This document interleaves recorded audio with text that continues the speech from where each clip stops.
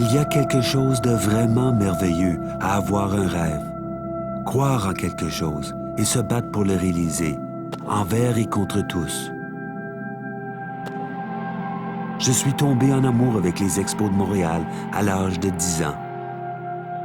Et c'est à ce moment que j'ai commencé à croire à mon rêve improbable.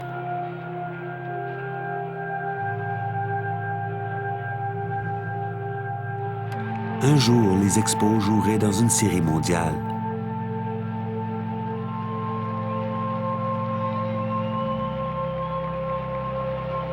Les Expos, une équipe de David dans un monde de Goliath, remporterait le championnat contre toute attente.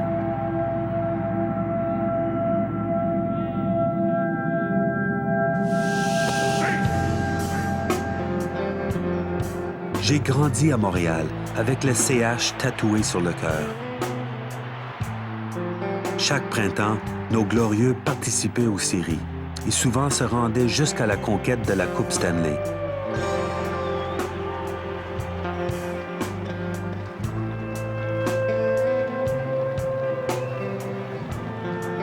Et chaque été, moi, je rêvais aux Expos et à leur triomphe ultime. J'imaginais les Expos contre les Yankees de New York, dans la série mondiale, ici, à Montréal.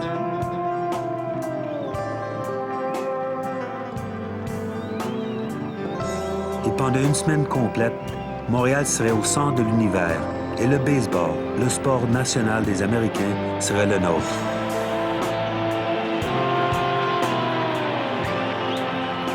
À une époque, nous étions nombreux à caresser ce rêve. Certains, comme moi, y croient encore.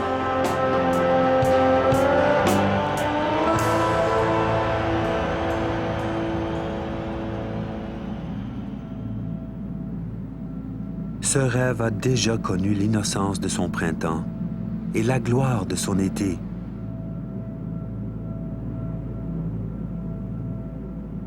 Un rêve qui s'accroche au printemps éternel du baseball.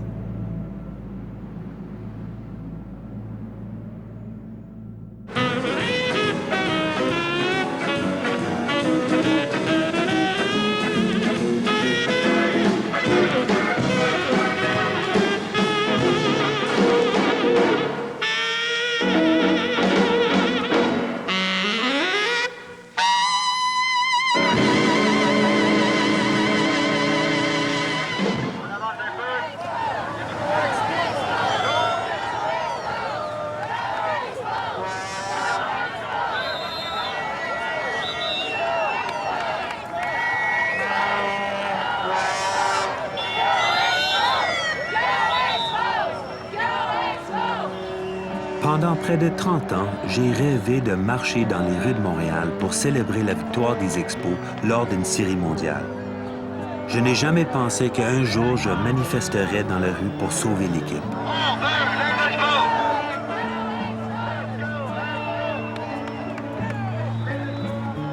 Ce jour-là, nous avons marché 10 km du stade olympique au site choisi pour le nouveau parc au centre-ville.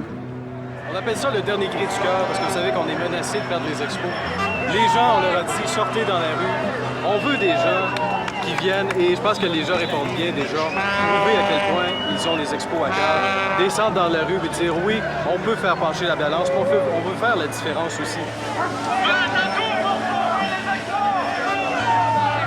La construction de nouveaux stades au centre-ville est cruciale pour la survie des Expos. En attirant les foules, le nouveau stade augmenterait les revenus de l'équipe et elle pourrait redevenir compétitive. De moins, jusqu'à une réforme financière du baseball professionnel. Sans le nouveau stade, les ligues majeures menacent de déménager les Expos dans une ville américaine. Baseball is not in a position to help teams and build stadiums for them. Each owner in many markets has had to do that. The fact of the matter is that relocation may serve as a very practical solution down the road. There's no question about that.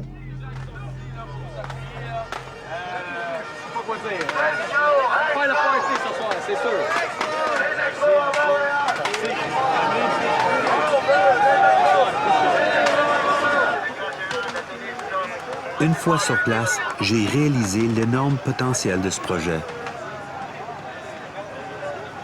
Les gens qui veulent avoir une brique dans le nouveau parc avec leur nom dessus, on leur demande d'avoir leur nom, leur adresse, numéro de téléphone. C'est ça. Votre nom, votre adresse. Je peux pas m'imaginer qu'on est rendu à ce point-là aujourd'hui. Pour moi, ils ont toujours été là, pour moi, ils vont toujours être là. I love the expos and my girlfriend too. I'm in my 60s, but it's still the best sport to go to and it's still the cheapest. Monsieur Bouchard, si vous voulez pas de nous ici à Montréal, les expos de Montréal, nous, on veut pas de vous comme premier ministre du Québec. On est 2500 employés au stade. Il y en a au moins 1800 qui sont péquistes. Pensez-y aux prochaines élections, Monsieur Bouchard.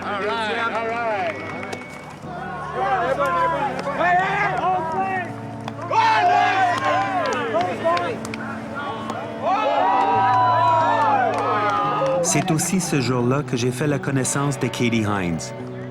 Katie est une inconditionnelle des expos et une vraie passionnée de baseball.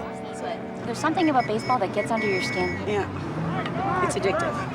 It's not just that. You know, the pace of it, it's like life.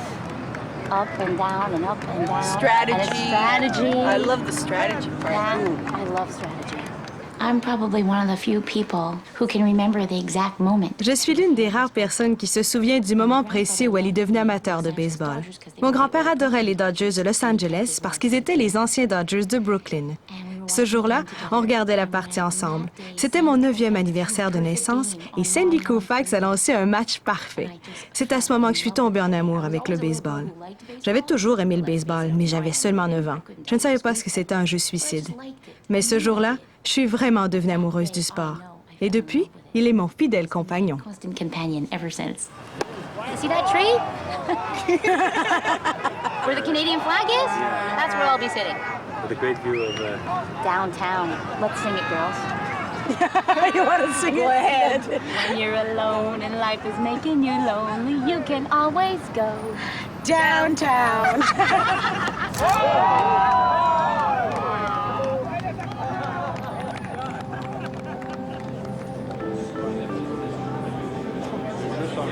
Ça me fait plaisir de dire aujourd'hui que le conseil d'administration de Montréal International appuie de façon unanime la construction de ce nouveau stade au plein cœur de Montréal. As a baseball fan, and as a businessman, and most important as a Montrealer, I want to help this proposal succeed. One of the things I think it's very important, I want to make very clear, is that our partnership is solidly behind this project. We want this club to remain here. We're going to make every effort to ensure that that is exactly what happens. Claude Brochu dirige l'équipe depuis 1991. Cette année-là, un consortium d'entreprises québécoises achetait l'équipe de son propriétaire fondateur Charles Bronfman. Le consortium qui regroupait Provigo, les Caisses Desjardins, la Ville de Montréal et d'autres investissait de 5 à 13 millions pour conserver l'équipe ici.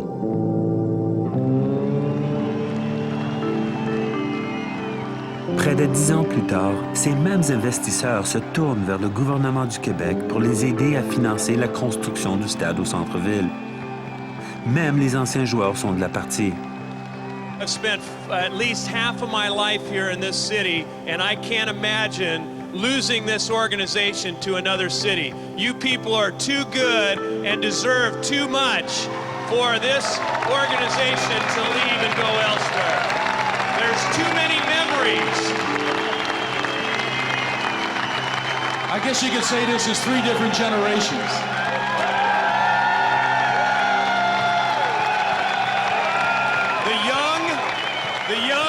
The old, and the oldest. I'm hot, I'm hormonal. I'm emotional. I can't eat, I can't sleep. Not terrible. Lors du rallye au complexe des Jardins, Claude Charron, ancien ministre, est l'un des orateurs les plus passionnés.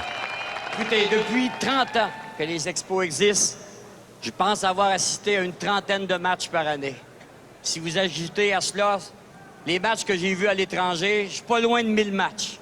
Et je vais vous dire une chose, je suis venu ici ce soir pour vous dire, j'en veux encore. Dans les années 60-65, j'avais 17-18 ans. Et j'habitais, pendant l'été, j'habitais chez ma grand-mère dans l'Outaouais. Et on pouvait le soir, par les ondes, sur les postes de radio, on captait du baseball de Cleveland. Et j'étais à quatre pattes en train d'écouter des games de Cleveland ou de...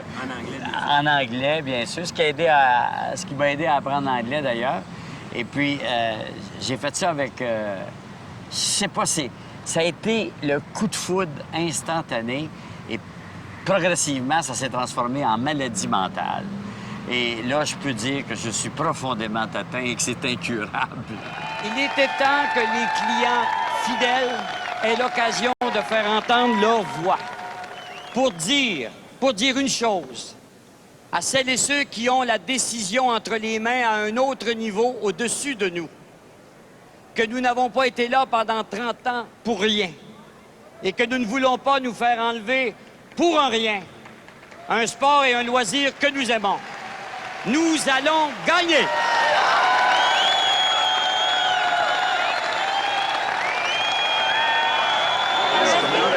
Hi, my name's Katie Hines. Yes, Katie. And I'm a very big fan of yours. And ever since I was a little kid, I wanted to show you something. This is my watch from 1969. Oh my God. That's a relic now. And look at it. It's a wind-up. It's still working? It's still working, just like you. Well, thank God. I hope I last longer than that watch, though. I don't know. I'm a Molson X-man myself, so I wouldn't call it Labatt Park. En voyant l'ex-lanceur des expos, Bill Lee, entouré d'une meute de journalistes, je savais que je m'amuserais. The Spaceman demeure un véritable philosophe du baseball. You can play it all the time. You can play it when you're 90 years old. You can play it when you're 7 years old. All you need is a bunch of people that want to come together, and you can play it. And it's a harbinger of spring. It's the summer. It's the best time of the year. It's life. Baseball's life, and it always has been for me. Construisez-leur un beau stade au centre-ville, quelque chose dont ils vont être fiers. Ils vont pouvoir jouer comme autrefois. Ils vont lancer mieux, vont frapper plus souvent, vont gagner, et tout le monde va être content. La ville va faire de l'argent, les propriétaires vont faire de l'argent, le baseball va faire de l'argent, puis les joueurs aussi. C'est une symbiose. Il faut que les fans soient patients et il faut leur livrer la marchandise. Pendant l'hiver 98-99, le projet du nouveau stade frappe un mur. Le ministre des Finances du Québec, Bernard Landry, déclare sans équivoque que le gouvernement ne financera pas le projet. Comme Montréal, Trois-Rivières, Aylmer, Québec et 5000 emplois répartis sur le territoire ont plus d'importance pour nous qu'en tout respect pour ce merveilleux sport qu'est le baseball, 2 douzaines de citoyens des États-Unis. Si le ministre des Finances avait dit, si on avait réussi à s'entendre, moi je peux vous dire que je donnais le go pour la construction du stade. Claude Brochu, qui n'a jamais eu la faveur des amateurs et des médias, devient le bouc émissaire. Et dans les semaines qui suivent, les rumeurs voulant que Brochu négocie le déménagement de l'équipe à Washington, D.C. défraient la manchette.